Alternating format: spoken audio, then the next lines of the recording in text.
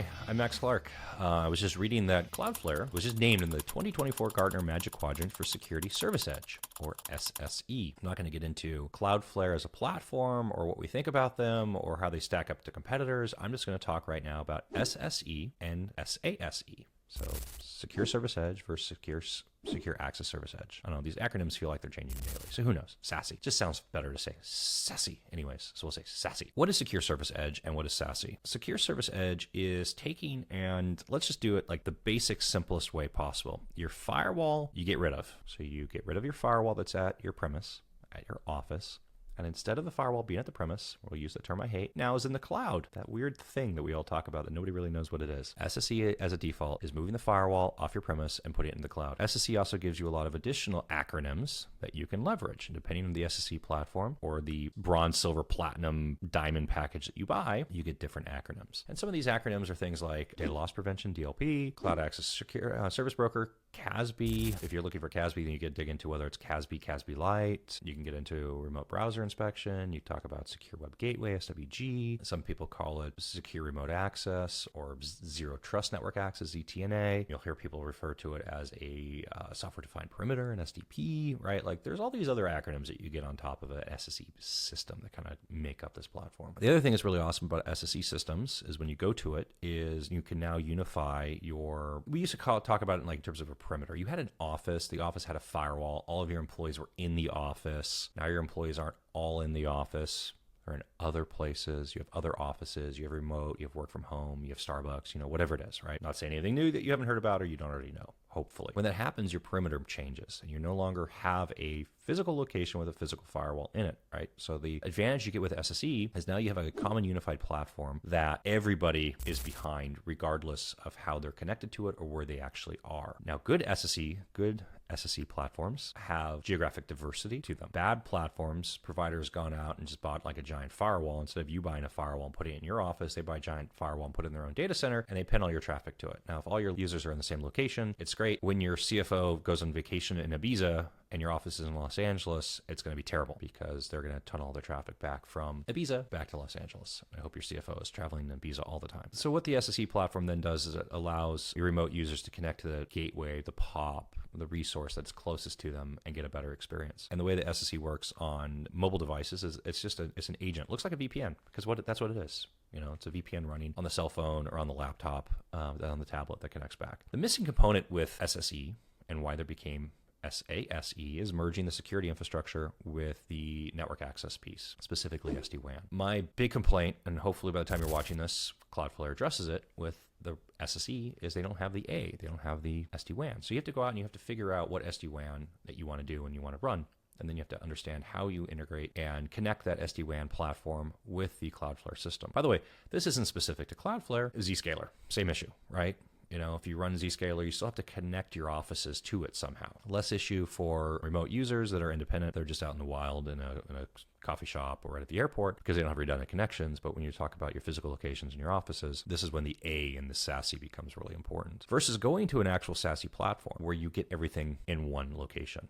Now, I don't know about you, but I like having some things with single unified vendors. We should put this meme in here with the Spider-Mans pointing at each other like whose problem it is, right? Have you ever had this issue before? Of course you've had this issue before. So now you're going to have your SSE vendor and your SD-WAN vendor, and you're going to have to figure out like what's not working, why is it not working, how do you fix it, who's responsible for it, what's actually going on. You have three people pointing at each other. Okay, wonderful. What happens? It sucks. So I would advocate and tell you that if you do not already have an SD-WAN, haven't already invested in SD-WAN infrastructure, instead of going out and trying to figure out an SSE infrastructure plus an SD-WAN infrastructure, why don't you just go out and just get the whole thing unified together and get a SASE platform? And what do you get out of SASE platform? Well, that provider gives you the SD-WAN appliance that gets installed in your physical locations to then connect back to their SSE infrastructure to give everything else on top of it, right? Like it's just a unified single experience for you. Now, let's go back and talk about one of my favorite topics, which is firewalls suck. If you're buying firewalls, stop buying firewalls. For the love of all things good and holy in the universe, stop doing it. You get into a conversation and they immediately talk about like, oh, we can do UTM, unified, we can do deep packet inspection. We can do this, we can do that. Who cares? You're not turning it on anyways, because when you do, the box dies. Unless you're buying like the largest firewall known to mankind that's like 50 times larger than what your circuit speed is, like you're not turning on UTM and DPI and using it for anything like actually doing anything with it. You want to have fun? Okay, first question for IT people. Are you running UTM and DPI? Is it emailing you? Have you filtered those emails to a folder that you've never looked at again? Or did you disable it? Or, if you're managing, if you're not technical and you're managing, you have ITT people on them and you think that you're running UTM or DPI or IDS or IPS, ask them to see the folder where they're filtering all the stuff, which they look at occasionally from time to time. Like, you don't get real-time alerts with this stuff. I mean, the whole point with like half the MDR services in the market is just doing event correlation and like noise reduction, right? You're going to get like 4 million events a month. Like, what are the 3 that actually matter for you? That's just not just noise. Because a lot of these systems get really noisy. So yeah, it's great that all these firewall manufacturers will tell you how amazing their UTM and DPI platforms are that you're never going to use. You're just going to turn it off. So you're spending a fortune to get it, and then you don't use it. Firewalls, 99% of the time, are just fancy NAT boxes. And by the way, it's not really NAT. It's really port address translation. We can get really nerdy right now, but it's just there to like connect you to the internet. You're not hosting email in your office anymore. Your email's in Office 365. Your email's in Google Workspace. Why do you need a firewall doing NAT? To host internal resources externally. Oh, you need a VPN so people can connect to it. Like, no, you don't. Like, you probably don't.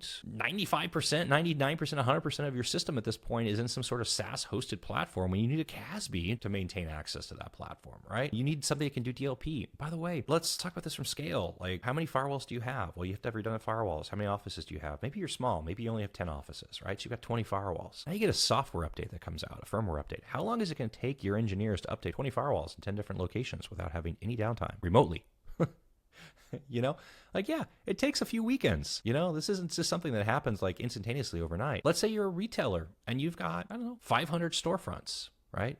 1,000 storefronts, 2,000 storefronts, right? What do you have in those storefronts? You have a lot of equipment. You don't have redundant firewalls per se. Maybe you have just a single firewall, single switch, some access points, whatever those things are. And now you need to update it. How are you going to update 1,000 devices in a efficient, quick timeline? Critical, severity 0, patch your box tonight, or it will be compromised issue. It takes you weeks to do it. I don't care if you have a web interface with a cloud management platform on top of your infrastructure and you can just point and click and say update. Somebody still has to drive that process, make sure it worked and it didn't fail. And if it did fail, get somebody in the location before you need to open the location to conduct business, right? Like, this isn't an instantaneous thing. What do you get with a good SSE or SASE platform? You don't have to do that anymore. Somebody else is responsible for it. And that company that's responsible is doing it real time. Like, instantaneously. Oh, we just saw this fill in the blank, log4j. We just saw this log4j attack happen. Like, it's weird. It's come up on our logs. We don't know what it is, but guess what? We can filter it now instantaneously across everything, right? Time to response goes to 0. Amount of IT infrastructure and staffing that you have dedicated to do nonsensical tasks like patching and maintaining your firewalls go down. I'm not saying this isn't like a staffing reduction play. This is like your IT people are already so busy just trying to tread water, keeping your applications and users connected and running that like, oh, by the way, you need to patch 1,000 firewalls. It doesn't exist. They don't have time to do this stuff. They're already overworked. Take stuff off their plate. Make their lives better, And oh, by the way, make your infrastructure and your business and everything else better as well. Improve your security. Give your users a better experience. Improve your application performance. Layer on additional functionality. Firewall's not going to give you RBI. You're not going to get remote browser inspection off of a firewall in your office. If you're on a SSE or SASE platform, now you're going to get RBI. Why is that important? Well, how does ransomware happen? You should be like yelling at your screen right now. Ransomware happens because somebody clicks on a link that did something bad. Like, fundamentally, most of the time, you're not talking about like some worm that's infected your network. You're talking about somebody that has clicked on a payload in an email or has clicked a link on a website and they're tricked. That's what happens. They got tricked and they clicked the link and the link did something really bad. Now, hopefully you've got an EDR system that can see this payload running and doing bad things, then help you unwind it, right? Like, all of a sudden, if a hard drive is being encrypted and every file on the hard drive is being touched, like, your EDR should be screaming at you and you should be doing something about it, right? But something is happening. You're clicking that link and something is taking place. Well, if you have an RBI as part of your secure web gateway running on top of your SSE or SASE platform, it can take and explode that payload and see what the heck it's doing before it lets it run on your device that you're trying to protect, right? Like, what's more secure? Clicking every link and running the payload, or just like letting stuff happen? Your firewall isn't giving you a secure web gateway. It's giving you a NAT device to the internet. Now it's going to try to tell you where to unified threat management and detection, and we do deep packet inspection. Yeah, whatever. Like, what does DPI really do? DPI is like trying to say like, oh, somebody's trying to mask, like we have a rule that says allow, 80 and 443 into our web server, and, is somebody trying to abuse that to then do something laterally, right? What's a secure web gateway, getting you? And especially if you have RBI, it's like, oh, this URL is bad. Like, we know bad things are happening with this URL. This domain was just registered yesterday. I mean, there's a bunch of heuristics that go into it. Threat intelligence feeds go into it. You get all these other things that happen with it that can say, this is bad. We're not going to let you go there. Right? Or we don't know about it, so we're going to test it first before we let you go there. What would you rather have? Yes, of course. Don't spend the money on a firewall. Don't spend tens of hundreds of thousands of dollars in firewalls and support packages and all these things. I mean, this technology has been obsoleted 10 years ago. Like, you're investing in something that the OEMs manufacturing these things, and they're good companies. I'm not saying that they're not good companies, but they've got an innovator's dilemma right now. Like, look at their roadmaps. They are trying to figure out how to move you as a customer into their SSE or their SASE platform that they've been now acquiring and hobbling together because they didn't have it together at the same time without cannibalizing their revenue over here.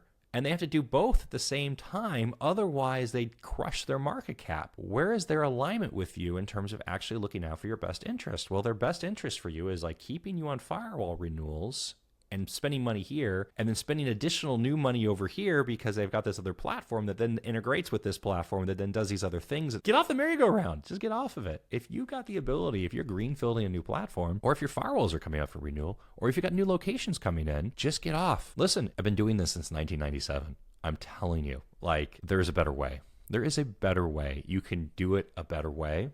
And you can get better service, you can get better functionality, you can get better lifestyle out of it. Like, it is better. Like, the grass is greener. Just go jump over the fence and roll around in it and enjoy it. Anyways, I'm Max Clark. I hope this helps. If you have any questions, send me an email, comment below. I'd love to hear your stories on firewall renewals and SSE and SASE infrastructure deployments. I'm a nerd. I love it. Anyways, comment below. Hope this helps. Have a great day.